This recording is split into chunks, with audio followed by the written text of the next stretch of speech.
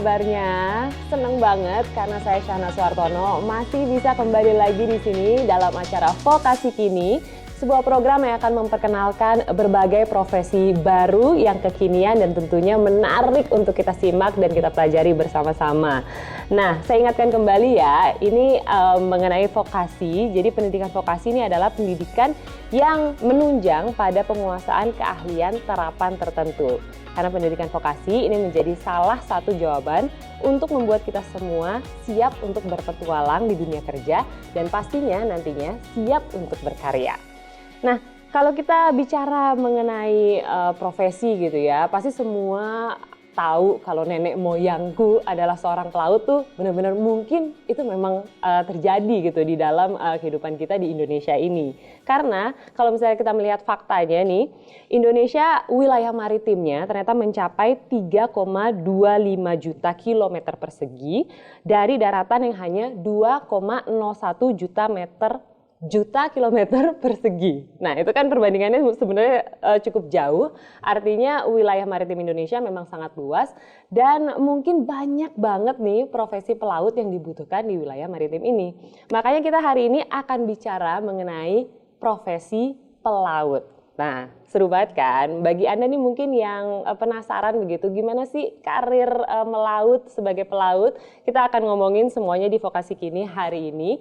Makanya saya akan langsung memperkenalkan narasumber yang sudah bergabung bersama kita melalui video conference.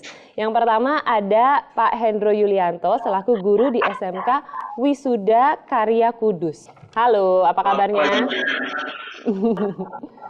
Oke. Yang kedua, kita juga ada narasumber Esa Irja Claudia. Esa adalah seorang taruna praktek layar. Halo. Oke, itulah tadi narasumber kita kedua. Dan masih ada yang paling senior gitu ya, yang begitu paham mengenai kelautan, yaitu Pak Subroto Alirejo, yaitu seorang Dewan Penguji Keahlian Pelaut dari Kemenhub. Halo Pak. Yo, halo. Halo Pak Broto. Oke. Yes, selamat pagi. Selamat pagi. Semoga Ya, semuanya dalam keadaan baik-baik dan sehat-sehat ya. Kawan-kawan. Ya. Oke. Nah, Alhamdulillah. saya penasaran mungkin awalnya saya ingin tahu dari Mas Hendro terlebih dahulu nih. Kalau kita bicara mengenai kerja di laut gitu, pasti kan ada berbagai profesi di sana. Ada nelayan, ada pengobor minyak di lautan lepas. Nah, sebenarnya profesi pelaut gitu ya yang berkaitan dengan pendidikan vokasi itu seperti apa sih Mas? Boleh dijelasin nggak? Untuk pendidikan kepelautan ini kita kadang salah persepsi ya antara pelaut dan nelayan. Untuk pelaut sendiri adalah orang yang berlayar di laut menggunakan kapal yang terbuat dari besi yang berlayar dari satu pelabuhan ke pelabuhan lain ataupun dari negara satu ke negara lain dengan membawa barang. Dan kapal ini memiliki minimal gross tonnage itu adalah sekitar 500. Biasanya yang terkecil itu adalah tugboat atau passer. Namun jika nelayan adalah orang yang berlayar di laut dengan menggunakan kapal yang terbuat dari kayu dengan tujuan untuk mencari ikan, Pak. Jadi sangat beda sekali perbedaannya. Oh, oke. Artinya ada banyak profesi yang dekat dengan pendidikan vokasi terkait dengan bidang kelautan begitu ya? Oke, kalau gitu saya akan beralih ke Pak Broto. Pak Broto mungkin boleh dijelaskan mengenai animo masyarakat gitu ya. Banyak kan anak muda yang sebenarnya tertarik untuk bekerja di laut, tapi semenarik apakah sih kalau menurut Pak Broto? Mungkin boleh dijelaskan sehingga makin banyak generasi muda yang tertarik untuk bekerja dan berprofesi sebagai pelaut. Jadi anak-anak kita terutama anak-anak muda kita di Indonesia, ini pada umumnya sekarang itu ingin menjadi pelaut. Karena pelaut itu mempunyai jiwa petualang. Oke. Iya, itu Mbak. Dan bisa berlayar dari pulau ke pulau, dari benua ke benua, dari suatu negara ke negara, dan bisa keliling dunia gitu. Semenarik apa sih Pak Broto? Mungkin boleh Pak Broto ceritakan gitu, karena kan banyak mungkin yang mungkin agak-agak seperti saya gitu. Kalau dengar kata laut, wah agak-agak takut nih karena bukan habitat kita tuh di sana gitu. Mungkin boleh diceritain seru apa sih sebenarnya gitu menjadi seorang pelaut? Iya, memang pelaut itu ada suka dan dukanya. Ada suka dan dukanya. Iya, Oke. sukanya ya kalau bekerja terutama di luar negeri itu kan akselerasinya dolar. Oh, oke. Itu Iya, sukanya banget tuh ya. iya, iya. Dan kisaran gaji pelaut, Mm-mm. pelaut itu pada umumnya untuk perwira Mm-mm. itu bisa 10 sampai 25 juta. Oke, Dan wah. kalau untuk non perwira atau klasi itu 6 sampai 10 juta. 6 sampai 10 Itu di juta. dalam negeri. Oke, itu dalam negeri saja. Tapi kalau internasional, iya, luar negeri itu lebih besar. hmm? Biasanya 6.000 sampai 9.000 dolar Wow, oke. per bulan Baik, wah. biasanya gitu. Dan kadang-kadang lebih besar lagi. Jadi secara Gitu. Jadi kadang-kadang anak-anak muda ingin bekerja di kapal, baik dalam negeri maupun di luar negeri. mm-mm. Iya, baik itu kapal niaga, kapal perikanan, kapal pesiar, atau kapal penumpang gitu. Oke. Karena Iya. memang secara finansial dikatakan menjanjikan gitu ya Pak Broto ya, kurang lebih. Nah, Iya. kalau gitu saya ingin kembali ke Mas Hendro. Mas Hendro, sebenarnya apa aja sih yang diajarin di sekolah kejurusan kelautan? Mungkin bisa dijelaskan gitu. Karena kalau misalnya baru awal-awal tuh belajarnya apa aja gitu untuk menjadi seorang pelaut? Baik, terima kasih Mbak Canas. Untuk yang diajarkan di SMK Wisuda Karya Kudus ini, yaitu paling basic untuk di tingkat pertama, yaitu mempelajari mengenai struktur organisasi yang ada di atas kapal. Jadi untuk mengetahui apakah sih kapten itu, apa sih dari tugas juga dari kapten, kemudian tugas dari chief officer, apa sih itu second officer, tugasnya apa, third officer itu apa, tugasnya apa. Jadi sampai seperti itu. Jadi kita mau pelajari itu. Kemudian kita mau pelajari tentang jenis-jenis kapal, apakah itu kapal kontainer, apakah itu kapal bulk carrier, apakah itu kapal kargo, dan yang lain-lain. Kemudian di tingkat 2 kita mau pelajari tentang navigasi, mulai mempelajari tentang navigasi, yaitu tentang ECDIS, tentang membaca peta seperti apa, membuat passage plan itu bagaimana. Kemudian juga mempelajari tentang alat-alat keselamatan. Dan di tingkat 3 nantinya akhirnya anak-anak juga atau taruna-taruni ini juga akan mempelajari mengenai SMCP, yaitu Standard Maritime Communication Phrase, yaitu adalah bahasa komunikasinya pelaut, yang kita bisa tahu bahasa ini lebih berbeda Mbak Shanas daripada bahasa Inggris yang biasanya ya. Contohnya saja ini mengenai bridge. Apa sih itu bridge? Kalau biasanya dalam bahasa Inggris biasa, bridge itu adalah jembatan. Namun dalam bahasa Inggris maritim atau bahasa SMCP-nya atau bahasa komunikasi pelautnya, bridge itu adalah ruang kendali kapal yang seperti ada di belakang saya ini. Jadi itu sangat basic sekali perbedaannya, ataupun juga bahasa Inggris ini atau SMCP ini juga bisa dipergunakan untuk komunikasi antara kapal dengan port authority. Jadi kapan kapal akan melalui pelabuhan atau akan memasuki pelabuhan, kita akan menggunakan SMCP ini. Demikian. Oke, nanti kita akan berbicara lagi lebih jauh mengenai profesi kelautan, karena pastinya ini menarik banget dan pasti banyak banget di luar sana yang pengen tahu gitu ya, seseru apa sih dan semenegangkan apa sih berlayar di laut, baik itu laut Indonesia ataupun mungkin di laut lepas secara internasional gitu. Tapi sebelumnya kita lihat dulu pesan-pesan yang berikut ini.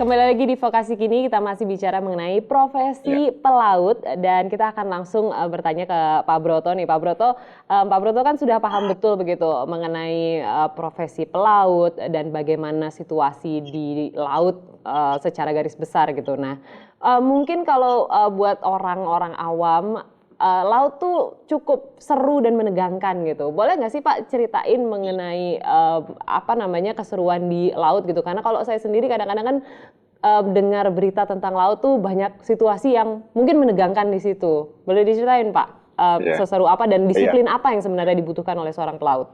Oh iya, memang di laut itu sebetulnya indah, apalagi dari pantai. Kemudian ada diving, kemudian ada selancar. Nah kalau bekerja di kapal, memang itu mengesankan karena bisa berlayar mengarungi semua samudra di seluruh dunia ini, bisa berlayar. Namun kadang-kadang berlayar itu situasinya berbeda dengan di darat. Ada gelombang, ada badai, ada angin dan sebagainya, termasuk dalam keadaan darurat. Baik itu pada saat kapal berlayar terjadi tubrukan, kemudian terjadi kebakaran, tenggelam di kapal, ABK yang tenggelam. Nah ini kan harus mempunyai disiplin tinggi untuk bekerja di kapal, sehingga untuk calon pelaut, untuk anak-anakku semua paling tidak harus sehat jasmani, fisik prima, kemudian memiliki kompetensi, baik keahlian di bidang nautika dan di bidang mesin. Di bidang mesin juga teknika. Ya Pak ya? Iya, jadi kalau kerja di kapal ada dua bidang, bidang teknika dan nautika. Kalau nautika nanti nahoda atau kapten. Iya, tapi udah dijelaskan oleh narasumber tadi. Oleh Mas Hendro ya. Jabatan di kapal sama Pak Hendro. Kalau di bagian mesin itu jabatan tertinggi Chief Engineer.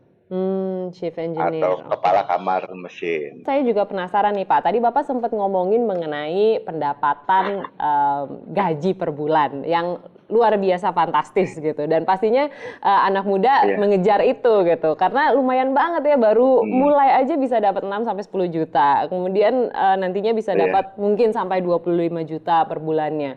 Nah, tapi kalau dengan gaji seperti itu, apakah lapangan kerjanya juga terbuka, Pak? Ataukah mungkin secara kompetisi itu cukup keras atau gimana? Mungkin Pak Broto bisa menjelaskan.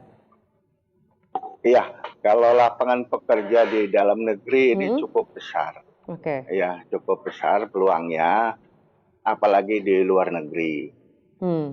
Kalau tidak salah ini jumlah kebutuhan dunia pelaut niaga maupun pelaut perikanan, termasuk untuk kapal-kapal pesiar, kurang lebih 65.748. Pelaut. Ya, untuk kebutuhan dunia. Ya, sedangkan untuk kebutuhan pelaut nasional itu kurang lebih 4.498 pelaut. Itu yang dibutuhkan. Itu. Tapi saat ini yang bekerja ada berapa orang, Pak? Kalau menurut data? Kalau yang bekerja ini di Indonesia, memang kita datanya masih parsial. Masih parsial datanya ini, Mbak. Tapi kalau dilihat untuk kebutuhan pelaut dunia ini 1.593.198 pelaut. Namun untuk pasokan yang baru sampai saat ini di 2020 ini 1.555.281. Jadi masih ada kebutuhan kurang lebih 37.917. Ini sumber dari The Baltic and International Maritime Council. Oke, datanya ya. 2014. Di tahun 2014, oke. Pak, tapi boleh juga nggak Pak Broto bisa nggak menjelaskan mengenai mungkin apa pelaut Indonesia gitu memiliki keahlian tertentu dan keunggulan tersendiri dibandingkan dengan pelaut-pelaut dunia? Apa yang paling signifikan, Pak? Yang paling signifikan pelaut-pelaut kita itu penurut. Penurut. Baik hati gitu ya, Pak ya. Dan mampu beradaptasi dan bekerja sama. Sama. Kooperatif dengan beberapa bangsa di dunia. Baiklah. Terutama relation kerjasama di atas kapal. Namun kelemahannya homesick. Oh, kangen, pengen mudik ya Pak ya? Pada saat Lebaran pengen pulang kampung. Gitu. Klasik ya Pak ya. Kemudian yang berikutnya kita perlu dibekali bahasa asing. Oh, baiklah. Bahasa asing itu menjadi bahasa yang terutama bahasa Inggris. Bahasa Inggris. Tadi juga Mas Hendro sempat ngomongin mengenai bahasa Inggris maritim yang memang dibutuhkan dan diperkenalkan juga kepada para murid-murid SMK di sana. Nah, tapi saya akan kembali ke Mbak Esa. Saya penasaran nih Mbak Esa, mungkin awal ketertarikan Mbak Esa untuk benar-benar terjun menjadi seorang pelaut itu seperti apa? Boleh dijelaskan lagi?